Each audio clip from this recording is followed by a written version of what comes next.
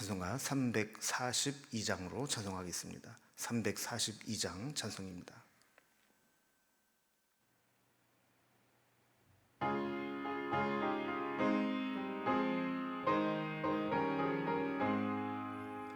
너 시험을 당해 죄 짓지 말고 너 용기를 다해 곧 물리치라.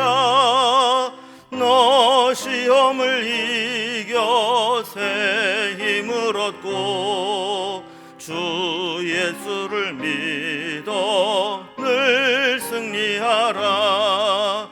우리 구주의 힘과 그의 위로를 빌라. 주님 내 편에 서서 항상 도우시리. 내 친구를 삼가 잘 선택하고 너 언행을 삼가 늘 조심하라. 너 열심을 다해 늘 충성하고 온 정성을 다해 주 봉사하라.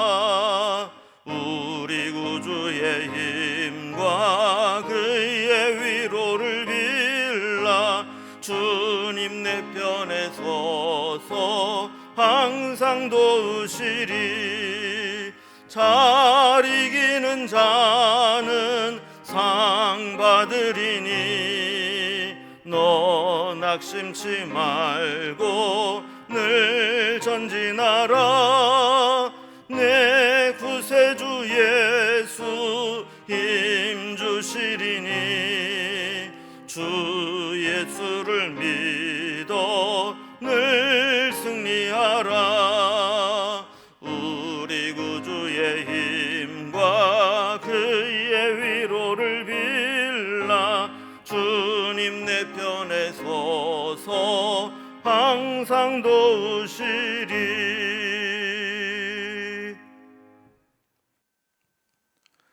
오늘 함께 나눌 하나님 말씀은 열왕기하 18장 1절에서 16절까지 말씀입니다.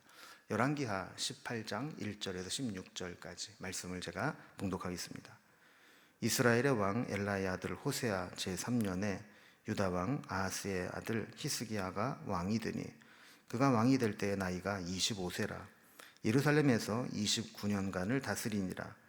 그의 어머니의 이름은 아비요 스가리야의 딸이더라. 히스기야가 그의 조상 다윗의 모든 행위같이 여호와께서 보시기에 정직하게 행하여 그가 여러 산당들을 제거하며 주상을 깨트리며 아세라 목상을 찍으며 모세가 만들었던 놋뱀을 이스라엘 자손이 이때까지 향하여 분향함으로 그것을 부수고 느후수단이라 일컬었더라. 히스기야가 이스라엘 하나님 여호와를 의지하였는데 그의 전후 유다 여러 왕 중에 그러한 자가 없었으니 곧 그가 여호와께 연합하여 그에게서 떠나지 아니하고 여호와께서 모세에게 명령하신 계명을 지켰더라. 여호와께서 그와 함께 하심에 그가 어디로 가든지 형통하였더라. 저가 아수르 왕을 배반하고 섬기지 아니하였고 그가 블레셋 사람들을 쳐서 가사와 그 사방에 이르고 망대에서부터 견고한 성까지 이르렀더라. 히스기야 왕 제4년 곧 이스라엘의 왕 엘라의 아들 호세아 제7년에 아수르의 왕 살마네셀이 사마리아로 올라와서 애워쌌더라. 3년 후에 그 성읍이 함락되니 곧 히스기야 왕 제6년이요 이스라엘 왕 호세아의 제9년에 사마리아가 함락되매 아수르 왕이 이스라엘을 사로잡아 아수르에 이르고 고센 강가에 있는 할라와 하볼과 메대 사람의 여러 성읍에 두었으니 이는 그들이 하나님 여호와의 말씀을 듣지 아니하고 그의 언약과 여호와의 종 모세가 명령한 모든 것을 따르지 아니하였음이더라. 히스기야 왕 제14년에 아수르의 왕 사네립이 올라와서 유다 모든 견고한 성읍들을 쳐서 점령하며 유다의 왕 히스기야가 라기스로 사람을 보내어 아수르 왕에게 이르되 내가 범죄하였나이다. 나를 떠나 돌아가소서. 왕이 내게 지우시는 것을 내가 당하리이다 하였으니 아수르 왕이 곧 은 300달란트와 금 30달란트를 정하여 유다 왕 히스기야에게 내게 한지라. 히스기야가 이에 여호와의 성전과 왕궁 곳간에 있는 은을 다 주었고, 또 그때에 유다 왕 히스기야가 여호와의 성전 문의 금과 자기가 모든 기둥에 입힌 금을 벗겨 모두 아수르 왕에게 주었더라. 아멘. 우리 이제 지난 시간에 이제 북이스라엘이 아수르의 멸망을 당하고 또 강제 이주 정책에 의해서 사마리아 땅, 북이스라엘의 수도였던 이 사마리아와 그 지역이 이 혼합 종족, 혼합 민족, 혼합 종교에 빠지게 되었다 하는 이야기를 살펴보았습니다. 이제 18장부터 열왕기하가 끝날 때까지는 이제 북이스라엘이 망했기 때문에 북이스라엘에 대한 이야기는 더 이상 나오지 않고 이제 남왕국 유다가 멸망할 때까지 기원전 586년까지 남왕국 유다의 역사만 기록하고 있습니다. 그 중에 18장에서 20장까지는 히스기야 왕에 대한 내용이 비교적 다른 왕에 비해서 길게 기록이 되어 있습니다. 히스기야가 이렇게 주목받고 비중 있게 성경에 기록하고 있는 것은 히스기야가 그의 아버지 아하스의 악행과 이 배교 불신앙을 끊어버리고 종교 개혁을 일으키면서 하나님의 뜻대로 통치하려고 애를 쓴 왕이었다라는 겁니다. 그러나 히스기야도 실수가 있고 또 약점이 있어서 하나님만 의지하고 믿음으로 지켜나가면서 이 반아수르 정책을 쓰다가 아수르의 미움을 받고 침공을 받아서 위기를 만나게 되는 장면이 나오게 됩니다.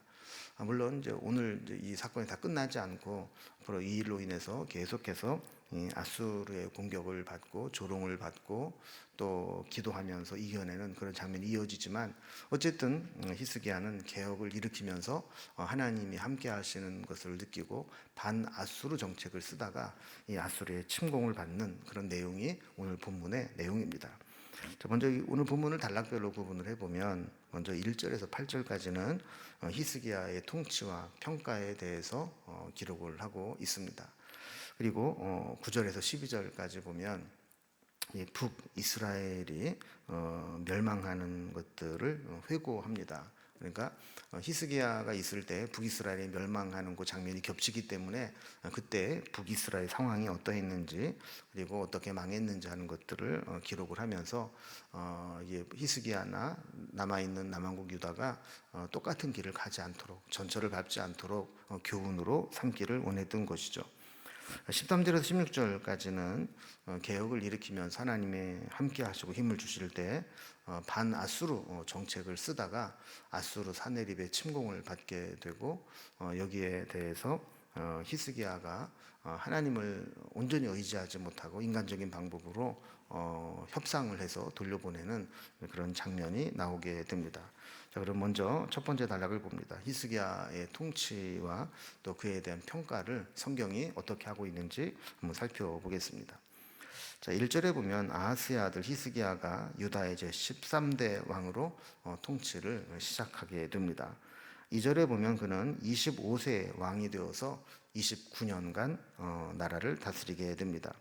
이 성경의 다른 책들과 내용을 종합해 보면 히스기야가 통치를 시작할 때에는 국내외적으로 상황이 매우 복잡하고 또 힘든 상황이었음을 보게 됩니다. 이때 히스기야는 어떤 삶을 살았는가? 3절에 보면 히스기야가 그의 조상 다윗의 모든 행위와 같이 여호와 보시기에 정직하게 행하였다 그랬습니다. 히스기야는 다윗 이후에 남북 왕조를 통틀어서 가장 선하고 또 강력한 종교 개혁으로 하나님께 인정받았던 그런 왕이었습니다. 4절에 보면 그는 산당을 제거했습니다. 그 어려운 산당, 역대 어느 왕들도 건드리지 못했던 그 산당을 제거하고 또 주상, 기둥 모양의 우상을 다 깨뜨리고 아세라 목상을 찍고 모세가 만들었던 놋뱀, 그때까지 백성들이 그 놋뱀을 그렇게 우상시하면서 거기다 분향하고 그 형상에 예배하고 있을 때 그것을 부수고 느우수단, 이거는 그냥 노조각에 불과하다. 느수단, 노조각 이런 뜻이거든요. 이거는 뭐 신성이 있는 게 아니라 그냥 노조각에 불과하다. 그래서 이제 느수단이다 이렇게 부르게 되었습니다. 자, 그리고 그 이후에 계속해서 종교 개혁을 일으키는데, 아까도 말씀드린 것처럼 특별히 산당을 제거했다라는 것은 정말 기념비적인 역사입니다. 지금까지 산당을 제거하려고 해도 백성들의 반발로 인해서 다른 왕들도 다른 것들은 다 개혁해도 산당만큼은 건드리지 못했는데, 이 지도자가 사실 뭐 적당히 하려고 하면 백성들도 저항을 합니다. 근데 히스기야는 철저한 개혁 의지를 이제 보이게 되고 목숨 걸고 개혁을 일으키려고 했을 때 뭐 속으로야 뭐라고 욕을 할지 모르지만 어쨌든 겉으로는 산당을 다 포기하고 제거하게 되는 그 경지에 이르게 된 거죠. 그래서 5절 말씀을 보면 히스기야가 이스라엘 하나님 여호와를 의지하였는데 그의 전후 유다 여러 왕 중에 그러한 자가 없었으니 그랬습니다. 그러니까 그 누구도 히스기야처럼 온전하고 철저하게 하나님의 뜻대로 개혁한 왕이 없었다는 거예요. 또 6절에 보면 곧 그가 여호와께 연합하여 그에게서 떠나지 아니하고 여호와께서 모세에게 명령하신 계명을 지켰더라 그랬습니다. 얼마나 귀한 일입니까? 하나님과 연합했다. 하나님을 떠나지 않았다. 그리고 주신 말씀과 계명을 지켰다. 이것이 히스기야에 대한 성경의 평가입니다. 자, 히스기야가 이렇게 하나님과 동행하고 말씀에서 떠나지 않고 개혁을 일으킬 때 하나님도 은혜를 베푸셨습니다. 7절을 보면 여호와께서 그와 함께 하심에 그가 어디로 가든지 형통하였더라 그랬습니다. 하나님께서 힘을 주시고 어디로 가든 형통케 하시니까 그는 강대국 아수르의 눈치를 보면서 아수르의 힘을 의지할 때는 유다의 모든 것을 뺏기고 껍데기만 남았었는데, 하나님을 의지하면서 보니까 그 아수르가 뭐 대단하냐 하면서 하나님을 의지하고 아수르를 어떻게 배반한 것처럼 그렇게 보이게 된 거죠. 7절 뒷부분에 보면 그의 두 가지 외교 정책이 나오게 되는데, 하나는 아수르 왕을 배반하고 섬기지 아니하였다 하는 것과, 또 하나는 8절에 있는 말씀과 같이 블레셋을 쳐서 가사와 또 그 사방에 있는 망대까지 견고한 것들을 다 점령했다 하는 이제 내용입니다. 자, 아버지 아하스가 이 아수르에 굴욕적으로 끌려다니면서 외교를 했다면, 히스기야는 하나님이 함께 하시고 형통하게 해주시니까 아수르의 손길로부터 벗어나고 싶은 마음을 갖고 힘을 얻게 된 겁니다. 물론 나중에 이것이 아수르의 침공을 불러일으키게 되고 또 위기를 만나게 되는 계기가 됩니다. 이걸 보면 믿음으로 시작했으면 끝까지 믿음으로 나가야 되는데 중간에 두려워서 타협을 하게 되면 그로 인해 더 큰 피해를 보게 된다는 걸 보여주게 되는 거죠. 두 번째 단락을 보면 이제 북왕국 이스라엘이 이 히스기야 왕 시대 때 망하게 되는데, 이때 어떤 과정을 통해 망하게 되는지, 또 북이스라엘이 망하는 것이 어떤 교훈을 주는지를 회고합니다. 그래서 9절부터 보면 히스기야의 믿음과 대조적으로 북왕국 이스라엘은 정말 몰락하고 있는 거죠. 그래서 9절을 보면 히스기야 왕 제4년에 북이스라엘 호세아 왕 7년에 아수르의 침공을 받게 됩니다. 10절에 보면 북이스라엘이 아수르 침공 3년 만에 사마리아가 함락되고 나라가 망하게 됩니다. 11절에 보면 아수르 왕은 이스라엘 백성들을 사로잡아 아수르로 끌고 가서 고산 강가에 있는 할라와 하볼과 메대 사람의 여러 성읍에 흩어서 정착을 하게 합니다. 12절에 보면 호세아 왕 때 망한 것을 이렇게 평가합니다. 이는 그들이 하나님 여호와의 말씀을 듣지 아니하고 그의 언약과 여호와의 종 모세가 명령한 모든 것을 따르지 아니함이었더라. 그 성경이 이 북이스라엘의 멸망을 또 기록하는 것은 이것으로 인해서 영적인 교훈을 얻고자 함이죠.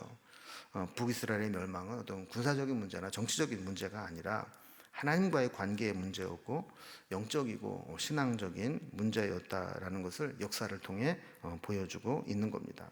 그래서 아직 망하지 않고 남아있는 남왕국 유다도 지금 존속하고 있는 이 동안에 이 유다가 살 길이 뭐냐, 북이스라엘의 멸망을 보면서 반면교사를 삼아라 하는 교훈이 여기에 담겨져 있는 겁니다. 세 번째 단락을 보면 이 히스기야가 하나님과 함께하면서 형통하게 될 때 반아수르 정책을 썼는데 이것이 부작용을 가지고 옵니다. 그래서 아수르의 사네립이 침공을 하게 되는데 감당할 힘이 없습니다. 그래서 인간적으로 협상을 하고 대응하는 장면이 나오게 됩니다. 히스기야에게 시련이 닥쳐옵니다. 13절 보면 히스기야 통치 14년에 아수르 왕 사네립이 쳐들어와서 유다의 모든 견고한 성읍들을 점령했다 그랬습니다. 아수르가 이스라엘을 침공하면서 위협을 할 때 온 김에 말 안 듣고 걸림돌이 돼 있는 유다 히스기야도 같이 위협을 하고 압박을 해온 겁니다. 근데 히스기야가 아수르의 눈치를 보지 않고 하나님을 의지하면서 아수르의 말을 듣지 않게 될 때 이것을 알아차린 사네립이 기회를 엿보다가 유다를 공격해 온 것이죠. 여러분 이걸 보면 이제 믿음으로 산다라고 하는 것이 자동적으로 형통하게 한다거나 모든 위협으로부터 막아주고 보호해준다거나 이런 것은 아니라는 겁니다. 오히려 우리가 믿음으로 살 때 세상으로부터 미움을 받기도 하고 그 믿음으로 사는 것 때문에 당하지 않아야 될 그런 고통을 받을 수도 있다라는 겁니다. 46개 성읍이 점령을 당하고 20만 명이 넘는 백성들이 포로로 끌려가게 됩니다. 그러니까 아무리 하나님을 신뢰한다고 해도 이 현실을 무시할 수는 없었던 거죠. 아수르의 압박에 히스기야는 항복을 하고 엄청난 이 배상금을 약속을 하면서 이 아수르와 휴전을 하려고 했습니다. 14절에 보면 히스기야가 이 아수르 왕에게 사람을 보내서 타협을 하려고 합니다. 그러면서 바짝 엎드립니다. 내가 범죄하였나이다. 나를 떠나 돌아가소서. 왕이 내게 지으시는 것을 내가 당하리이다. 이게 뭐냐면 왕이 나에게 뭘 요구하든지 내가 그걸 다 들어주겠다. 그래서 반항하거나 거부하지 않고 무조건 수용해서 달라는 대로 다 줄 테니까 돌아가 달라 이렇게 요청을 하게 되는 거죠. 그러니까 뭐 조공이면 조공, 영토 이양이면 영토 이양, 포로면 포로 무엇이든지 다 줄 테니까 제발 여기에서 그냥 돌아가 달라 하는 겁니다. 그리고 이게 이제 히스기야 왕의 좀 가장 아쉬운 모습 중에 하나죠. 지금까지 하나님을 의지하고 믿음으로 견뎌왔으면 이 아수르의 침공에도 하나님께 기도하고 하나님의 도우심을 구해야 될 텐데 그만 이 히스기야는 아수르 왕에게 사람을 보내서 타협하고 휴전을 하려고 한 겁니다. 그러자 이제 14절을 보면 아수르 왕이 히스기야에게 은 300달란트와 금 30달란트를 정해서 줍니다. 이거를 가져오면 내가 돌아가겠다는 거죠. 15절에 보면 사네립의 요구를 들어주기 위해서 여호와의 성전과 자기 왕궁 곳간에 있는 것들을 탈탈 털어서 은을 만들어서 보내줍니다. 근데 이게 뭐 그 아수르 왕이 요구하는 금을 미치지 못하니까 16절에 보면 히스기야가 자기 때의 성전 문과 기둥에 금을 입힌 것들을 다 벗겨서 아수르 왕에게 보내게 됩니다. 이미 국가의 보물과 창고에 있던 금은 다 아버지 아하스 때 아수르에게 다 주었기 때문에 히스기야는 더 이상 남아있지 않는 거죠. 그러니까 기둥에 도금해 놓은 것까지 벗겨서 조공으로 바쳤던 겁니다.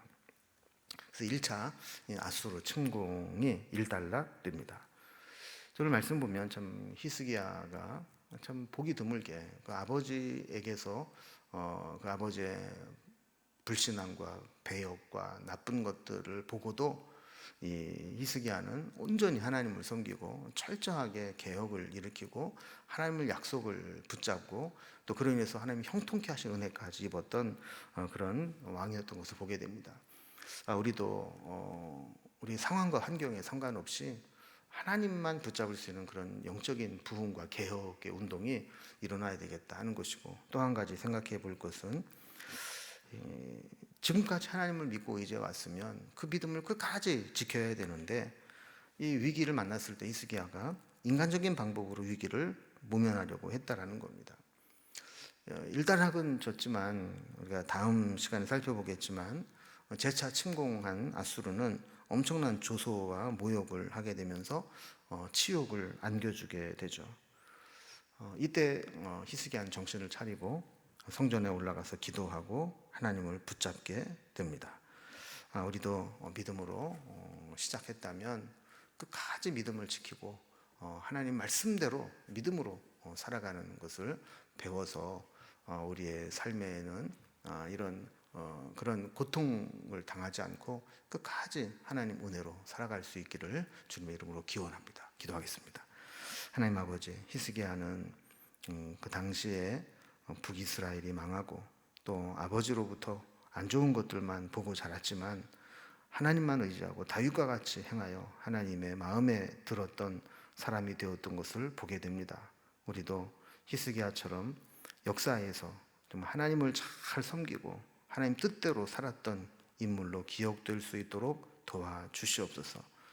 또한 히스기야가 잘하다가 위기를 만났을 때 하나님만 바라보지 못하고 한순간 인간적으로 타협하는 모습을 보게 될 때 그것이 가져오는 엄청난 피해를 입는 것을 보게 됩니다.